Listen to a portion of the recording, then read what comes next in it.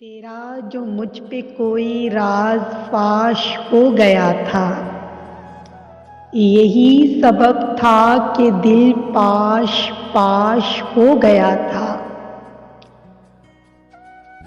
अभी मैं जिंदा था लेकिन तेरे रवैये से मैं चलती फिरती हुई एक लाश हो गया था।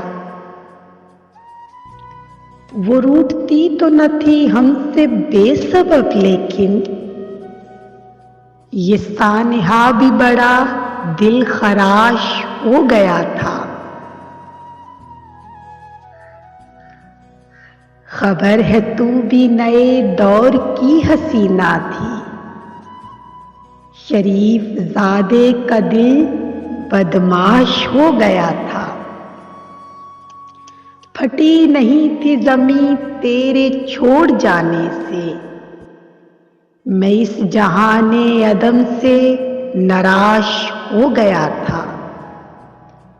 दिली मुराद भी पूरी नहीं हुई शहजाद, वजूद हस्त का यूं सर्वनाश हो गया था। तेरा जो मुझ पे कोई राज फाश हो गया था, यही सबब था कि दिल पाश पाश हो गया था।